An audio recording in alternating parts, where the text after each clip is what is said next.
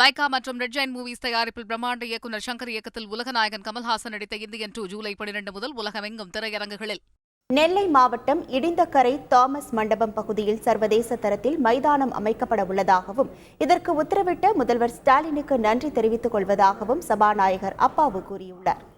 நெல்லை மாவட்டம் ராதாபுரம் சட்டமன்ற தொகுதிக்கு உட்பட்ட கடற்கரை மீனவ கிராம மக்கள் பயன்படும் வண்ணம் இளைஞர்கள் எல்லாம் ஊக்குவிக்க வேண்டும் என்பதற்காக தாமஸ் மண்டபம் அருகே சர்வதேச தரத்தில் ஒரு விளையாட்டு மைதானம் அமைப்பதற்கு உத்தரவிட்டு அதற்கு நிதியும் ஒதுக்கிய நம்முடைய மாண்புக்கு முதல்வருக்கு நான் உங்கள் சார்பாக நன்றியை அன்போடு நான் தெரிவித்துக் கொள்கின்றேன். தேனி மாவட்டம் கம்பம் உழவர் சந்தை பகுதியில் தேனி நாடாளுமன்ற உறுப்பினர் தங்க தமிழ்ச்செல்வன் திடீர் ஆய்வு செய்தார்.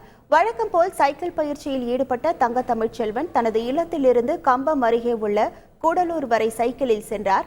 பின்னர் பொதுமக்களிடம் குறைகளை கேட்டறிந்தார். கம்பம் நகர் பகுதிக்கு வந்த தங்க தமிழ்ச்செல்வன் அங்குள்ள உழவர் சந்தையில் ஆய்வு செய்தார். தெருநாய்களின் தொல்லையை கட்டுப்படுத்த விலங்குகள் நல ஆணையத்திற்கு வலியுறுத்த இருப்பதாக தெரிவித்தார். லைகா மற்றும் ரெட் ஜெயண்ட் மூவிஸ் தயாரிப்பில் பிரம்மாண்ட இயக்குநர் சங்கர் இயக்கத்தில் உலகநாயகன் கமல்ஹாசன் நடித்த இந்தியன் 2 ஜூலை 12 முதல் உலகமெங்கும் திரையரங்குகளில்.